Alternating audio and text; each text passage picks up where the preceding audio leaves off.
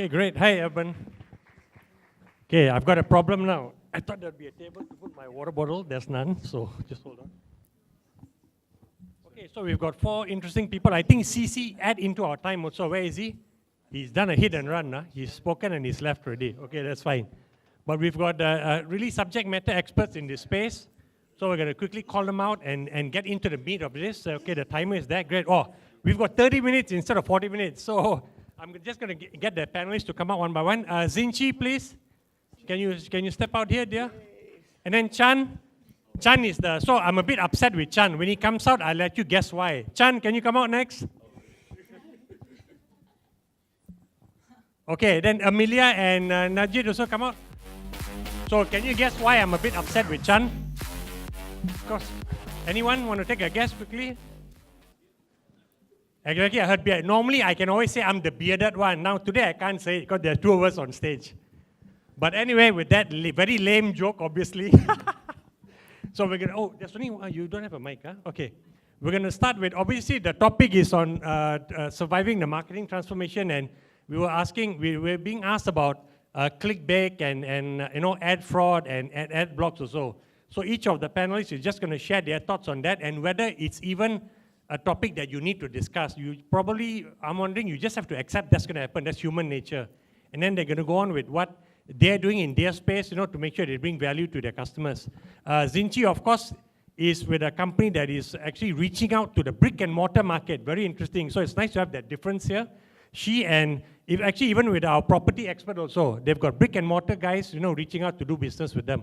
Whereas the rest of them, they've got they interact with a lot of digital companies. So it's nice to have the little mix. So Xin-ci, you can have the mic, and since you don't have a mic, you will actually need to have my mic, and just start first. So hi, I'm Xin-ci. I work with StoreHub and head of marketing at StoreHub. We are a retail POS management system. We're also e-commerce enablers. We work with brick and mortar businesses such as cafes, fashion retailers, to help them digitize their operations and also to help them go online, very simply. So, introduction. Oh, wow. Okay, right. So anyway, my name is Kin, and I'm the founder of Kasatria. So our team is the only premium partner for Google Analytics based in Malaysia. Only, yeah, unfortunately. So, I think the question that most customers will ask is, if a chubby guy like me gets a heart attack, who will replace me? So that worries them sometimes, you see. So this is why we need more competition to encourage and stimulate our economy. So anyway, so we serve people like airlines, banks, and a lot of media companies throughout the region. So although we're based in Malaysia, we have customers in, of course, Malaysia, Vietnam, Philippines, Singapore, Hong Kong, and Australia. And we definitely love to share our experiences and perhaps let you guys leave with something new today. Is this working? My name is Amelia, and I'm from HubSpot. HubSpot basically is a software as a service, SaaS platform for inbound marketing and sales. So essentially, actually, also you should say it's listed in New York, so yes. It's actually a big company. Yes, yeah. That's right. So essentially, what we do is we focus on, we are all in one platform that focuses on like content marketing, digital marketing. So I think for today's topic, we'll come in from an angle of how do you actually come up with a good content strategy so that you can avoid a lot of this ad fraud. And how do you actually transform your marketing strategy for in this day and age as well? Yep. Hi guys, I'm Nowrid, and currently I'm working with IQI Global. It's a Dubai-based real estate agency. Right now, IQI is the #1 real estate agency in Malaysia. And under IQI, we have got 1,000 sales agents working in all over in Malaysia. We have office in Johor Bahru, Penang, Melaka. And we have also offices in Philippines, Vietnam, Australia, Canada. So yeah, today we're going to share our experience with you. Hope it will be great. Interesting. These young people, what's interesting about them, if you caught what Nowrid said, I'm currently. So if you're above 40, you never say, I'm currently working with the Edge or DNA, because then your editor will say, what the hell is going on, right? So it's so interesting to hear how young people talk. Huh? You didn't pick up on that because you're all young, but I hear that. I say, hey, currently, what's going on with him? Anyway, sorry, that aside. I guess we'll talk about then, Xin-ci, about Xin-ci, sorry, about, I always like to call you Xin-ci. Xin-ci, about, this issue about ad fraud, and so how is it a challenge for you, and are your customers even aware of that? So the same question for all of you, and then we can move on. We'll talk about it in two parts, right? So one for our customers at brick and mortar stores. I think we'd be very lucky if they even run any advertising to begin with. So ad fraud, clickbaiting doesn't really affect them as a business. Unfortunately, the market sophistication level for brick and mortar owners in Malaysia tends to be really, really low. So at most, if they run any ads, they run boosted post engagement type ads. And I'm very confident most of their engagement type ads probably get a lot of click fraud. But these are things that they are completely unaware of. For our StoreHub though, like we pretty much all of our leads are inbound. So we spend quite a bit on advertising for lead generation as well. And our way around a lot of clickbaiting is like, I think someone said earlier, there are two parts to it. One is a bit of copywriting, and the other one is just outright like lies, right? So I fundamentally feel like if it's just bad copywriting, it's an effort that, okay lah, too bad lah, right? And then, but if it's an outright lie, then that's a problem. So on our side, what we try to do as an advertiser to avoid clicks that are irrelevant is we try and narrow it down a lot more by being very granular with our targeting. Instead of targeting Malaysia as a whole, right? Okay, can we go by language? Can we go by location? Can we get as granular as possible? Because while that doesn't eliminate ad fraud by like 100%, it actually cuts out quite a lot of fake clicks. Right. So maybe I'll speak from a Google perspective. So when you talk about ad fraud, there are a number of phenomena that Google takes into consideration in order to reduce the likelihood of it happening. The first one is something that happens by accident. For example, when someone clicks on an ad, sometimes people double click, okay? So if they are able to determine the gap between the clicks are too short, they will immediately remove the additional clicks. Although it will still jump to the site, they do not charge you. They will put it into a special bucket. The second one is when, for some of you, you may have heard of something called a click farm. Maybe one of your friends said, oh, it's easy money. Each time you click, you earn 5 cents. So whenever these kind of things occur, it actually increases the cost for advertisers simply because it means that there are a lot of clicks that come from people with no intention to buy at all. Okay? And whenever these kind of things occur, Google again will put it into a special bucket and they won't charge you. Then the third one is where, in a scenario whereby some people, let's say, I'm just going to give an example, don't quote me for this. Let's say I'm representing SimW today, and my competitor is United Engineers Malaysia, and they are both selling property. I intentionally click to increase its cost, because each time I click on ad, right, I'm supposed to be billed, right? So every day, I got nothing better to do, right? While drinking coffee, I just continue clicking. So eventually, his cost will also increase, you see? So there's two ways to game it. Some people use this to earn money. Some people use it to go and attack the competitor. So when these things occur, they also put it in a special bucket. They won't charge you. The scenario here is because fundamentally, in order to encourage people to advertise, they need to be able to see results. And all of these initiatives that revolve around gaming the system creates a disruption that needs to be resolved so that everyone can start making more money. Then because we actually serve a lot of media owners, let me just share an example. There was one situation where the New York Times actually received a complaint from someone like Coca-Cola. I'll just give an example. So Coca-Cola said that we spent a lot of money on ads on your site, okay? But then the results were worse than anything that we saw in all of our other campaigns. So when New York Times heard that, they okay, let's do a bit of homework. Then when they checked, they realized, bro, you didn't send any ad to me. While you say you were advertising with me, we didn't receive any of the funds. So what happened? Basically what happens is, because nowadays the orders for the ads, right, are made digitally, there are a lot of people who are masquerading as New York Times and charging New York Times rates while not representing the actual company, you see. So this creates a huge disconnect in value proposition. So in order to address this, the industry is now introducing something called ads.txt, ads.txt. So ads stands for authorized digital seller, okay? So basically now, if I was New York Times, I would intentionally put ads.txt onto my site. it will hold a list of the people authorized to sell my inventory, as well as the payment authentication details, so that when you choose to buy an ad from me, it will actually scan through the details. If it realizes that you're authenticated, then only the order goes through. And this goes towards helping increase safety for all of us. Because fundamentally, when you place an order, you want to be assured that it's actually delivered to the people that you're targeting, you see. Yeah. Do you know if that has happened here? Anyone who's put in an order to Star or Berita Harian and then they don't find that it's actually the money has gone to another party? So far, there's been no complaints yet. But that being said, I would have to say that most advertisers in Malaysia don't know how to check. Okay, so I think this is a matter of education. So if they are aware that these things actually may have happened, the challenge here is this: in Malaysia, right, most people are actually quite used to bad results, and they're actually quite happy with it. See, yeah, because they don't know how to compare.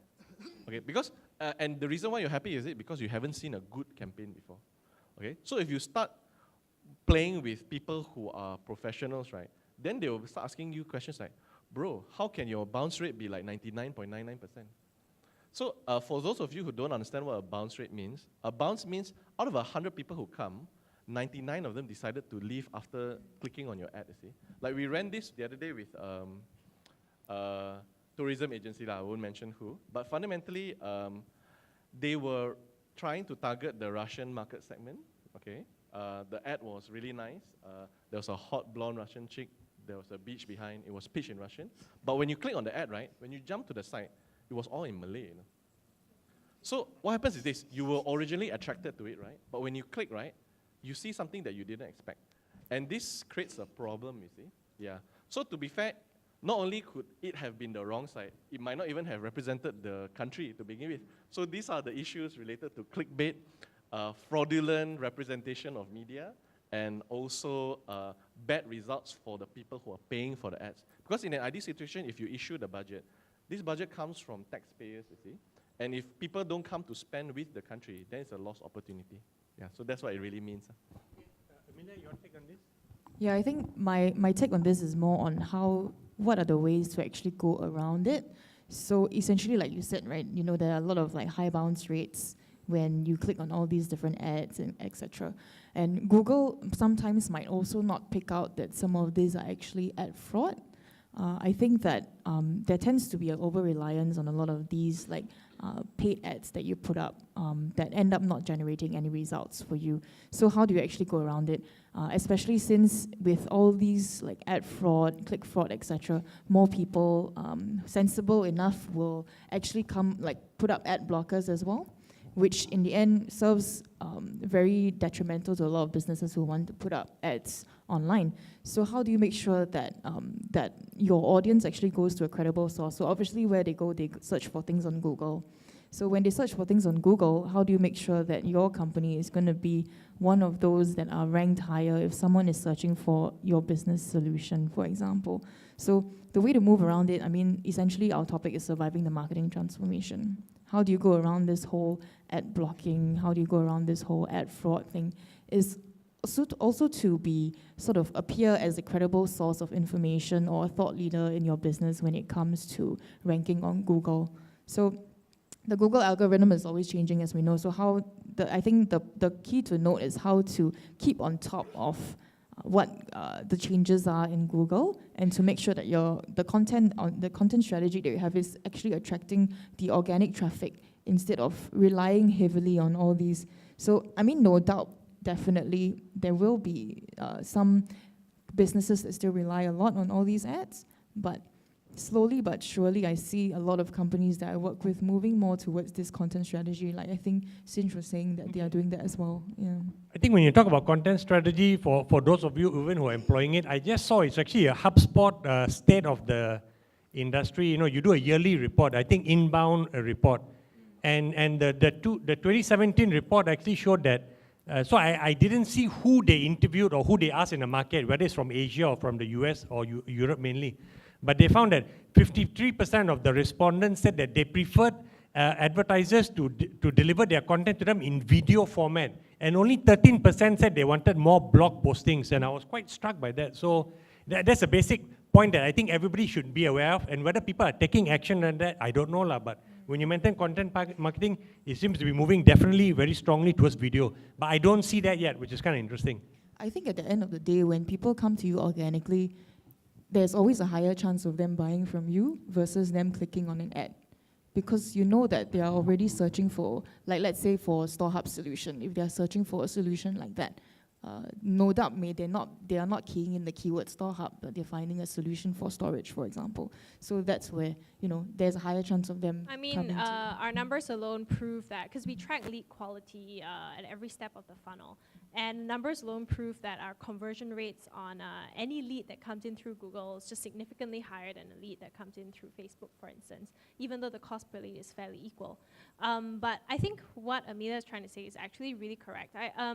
Many of you, if you're from startups, you probably don't have a lot of money to spend on Facebook. And I teach digital marketing on the side, right? So every student I've had under 25 has an ad blocker installed on their browser. That's just, every time I say, how many of the ad blockers install your browser? They're all under 25, they put up their hands. And I keep saying, okay, you want to be a marketer, you need to uninstall your ad blocker. But no, so that's why the future of marketing and how do you survive any marketing transformation is to actually decrease the dependency on advertising. It's something that I'll be really frank, at StoreHub we're trying really, really hard to do as well. To push towards a stronger content marketing strategy, side note, we are actually HubSpot customers. So to push towards a much stronger content marketing strategy, because at the end of the day, what's gonna survive any algorithm change, any ad, click, baiting, whatever, is just really, really good value delivered to your customers or your leads. Fundamentally, that's what I believe. Yeah, I think the bad thing is we are having the clickbait and this ad fraud issue, but the good thing is on the other hand, the Google and Facebook is taking the steps to prevent it. So as Kin said, from the perspective of Google, as I'm working more on social media, I will explain it to you from the social media angle. I think we all run here the social media ads, right? So what happened, this has happened with me initially when I come in Malaysia and run the ads. I'm giving you one example, but you can get 2 ideas about it. So I see a lot of people from China, from Indonesia, and from Bangladesh are giving me the likes, comments, and the comments are wow, probably you make a video about your company and they said wow, wonderful game. So it's something irrelevant, or they will put some sticker on your comments, and you'll feel how come the Indonesian, Chinese, and the Bangladeshis are making comment in here? How come? I just put my language and I select the location. So what happened, they come in Malaysia for traveling or to stay or to live. So on that time, the ad is reaching them as well. So what you can do, probably, you can, what Zins mentioned, you can probably focus on the language. So what I used to do, I get rid of from the English language. If I'm targeting only the Chinese, then I put only Chinese. If I'm targeting Chinese and Malay, then Chinese and Malay, I select the language. So that's how you can probably prevent the ad fraud in Facebook. And now Facebook has also taken some steps to make it better. And regarding the clickbait not only happening in the content marketing, it's also happening in the ads as well. Because we've got 1,000 agents, I told you already. They're running few ads. So one day, one guy came to me and he said his ad is not working properly. He haven't got any registration. So when I was checking his ad, I've seen he have mentioned 87 registered so far. So it's you're giving them the information to get the leads, whereas he said he haven't got any leads. So, these are the clickbait. So he is giving that information to make you impressed, but you register and then you go to the event, you see, except you, none of is available into that event.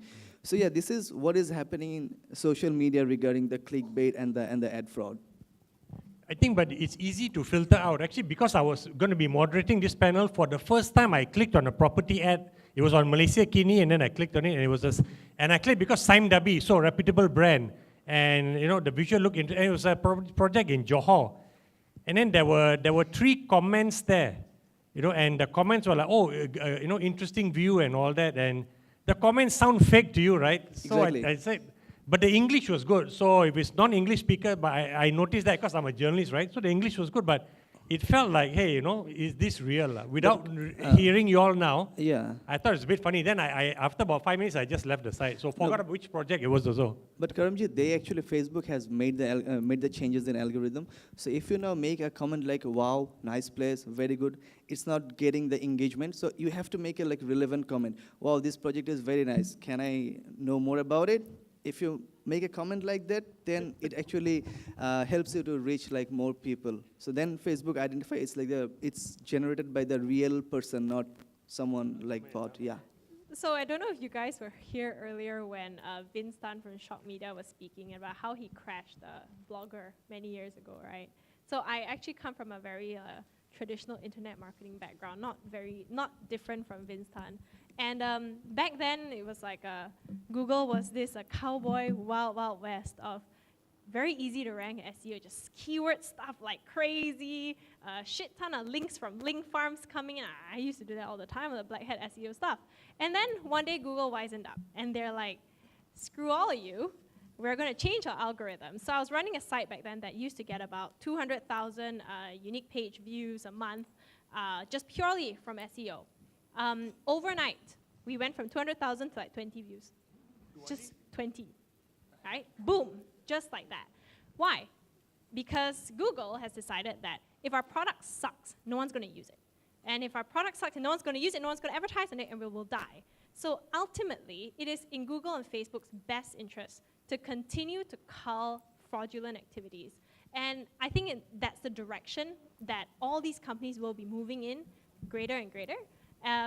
For instance, like nowadays on Google, if you put out a landing page that has like no, that links to a different place or like doesn't fit their, I can't remember, there's no header or some shit like that.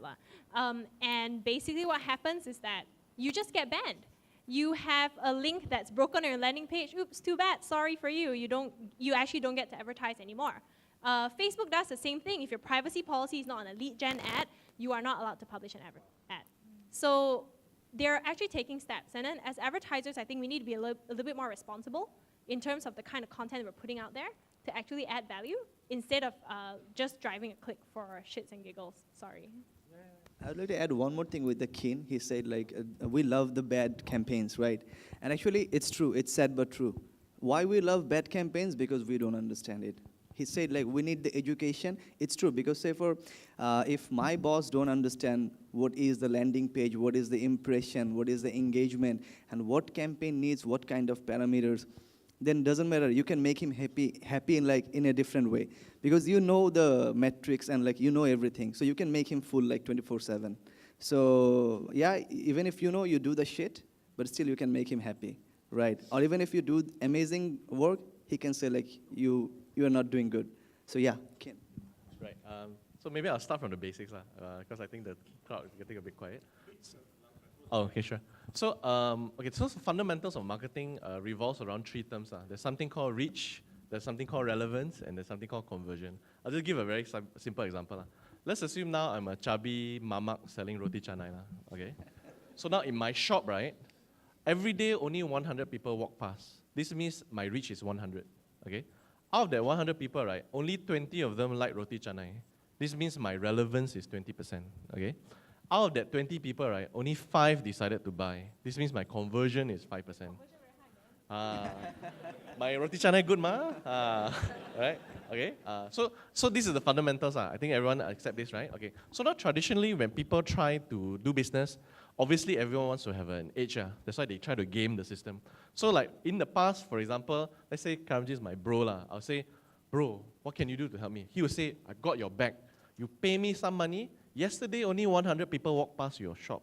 But now, 500 people will walk past my shop. Okay? So if everything was equal, right, with a relevance of 20%, this means now, earlier, only 20 people like roti canai. But now, 100 people will like roti canai, with 500 people coming. And with a conversion rate of 5%, if everything was equal, I only had 5 customers yesterday. But today, I will have 25 customers. So ads, right, help you game the system by bringing more people. This is why when the person is not genuine, right? Think of it like last time when I paid Karamjit, CC came and it was a real person. But now it's not a real person. No. Someone brought an inflatable doll and walked past my shop. The inflatable doll will not buy anything from me, right? So that's what we call fraud. That's what it really means. And this is why fundamentally, like, for her, she actually delivers a solution called HubSpot, and it's an inbound marketing platform. What does it mean? They specialize in something called email marketing, meaning that if I know your details already, I'm not going to let the advertiser reach out to you for me. I will control the narrative, you know. Think of it like, I have a few regular people who like roti canai, right? Now I'll tell them, bro, today I got new recipe. It's called roti telur. Okay? Do I need to pay Karamjit to reach out to that person? No need, right? It will cost less, right, to do it this way. This is what HubSpot actually does. So fundamentally, like, if I was a property developer as well, or a property agent, if I knew, for example, this person was interested to buy a condominium with a gym, with a pool, and it needs to be suitable for my family. If he knew all these details already, right, he need not waste money. I mean, no disrespect. He need not pay to reach out to people he already knows. He should pay Karamjit only to reach out to people that he has never met before. And that's what we call proper lead generation. Yeah. So I hope you guys understand what this means. Sorry, I think on that note, I think a lot of people think they want to still stick to a lot of traditional methods of advertising. I don't think it's wrong. I don't think that you should completely move to this entirely new, like, oh, you know, just purely content marketing, etc. I think that it's usually a multi-pronged approach of having like both traditional marketing methods as well as new digital marketing methods as well. Okay. I think we've got one question on which is relevant to this, which we are going to move to, which is that, you know, digital marketing is moving so fast. How do you guys, you know, in your organizations manage that yourself so you can deliver value to your customers? And I just saw a stat in a magazine, and I didn't notice. It said that MarTech, which is marketing tech, every year 50 to 100% new tools are added to their portfolio, you know, which is shocking to me. Can you imagine? It's like every year there's in journalism, that means every year there are 5 or 6 new ways for me to write my story. Even that also I can't manage, and this is 50 to a double. That is insane, man. So how do you all keep up and make sure that you can still deliver value to customers, right? So that's a good question somebody asked. Go ahead, you start first, I think I just give you guys a tip that we don't tell a lot of people unless you work with HubSpot or you speak to HubSpot. So the Google algorithm, as you guys know, is always changing. I think you can attest to that as well. Google used to rely a lot on keywords alone. That's their bread and butter. That's where they make the most amount of money. But how do you beat the Google algorithm? Essentially, people search the way they speak nowadays, right? So let's say if you guys tonight you want to go out to a restaurant and then you are Googling best restaurant in KL, for example.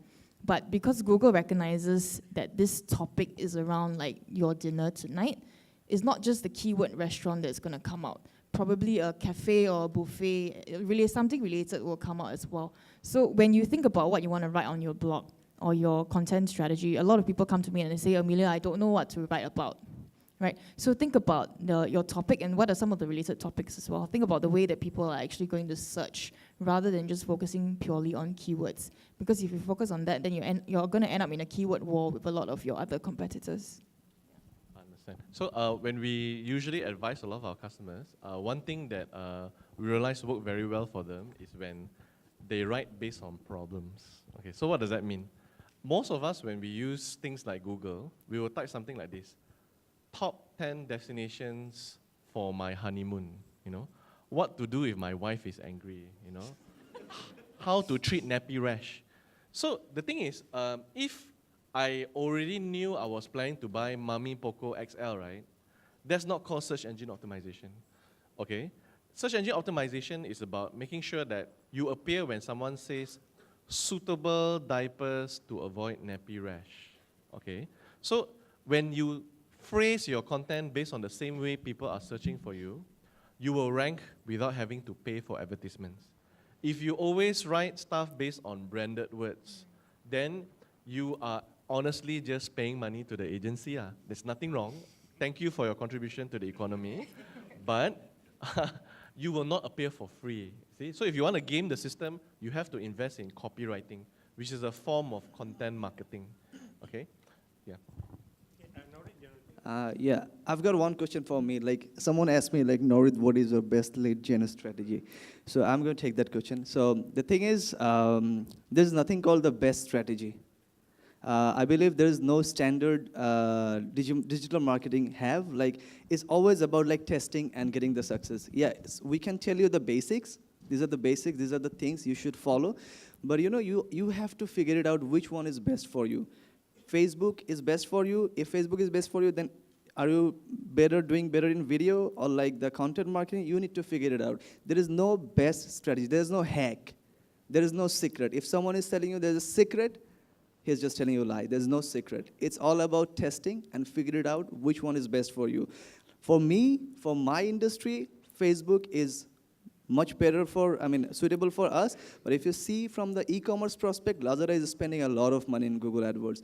So there is no best strategy, but two things is very important: knowing your goal and objective and knowing your audience. So you should know like what you want to do and who are your audience.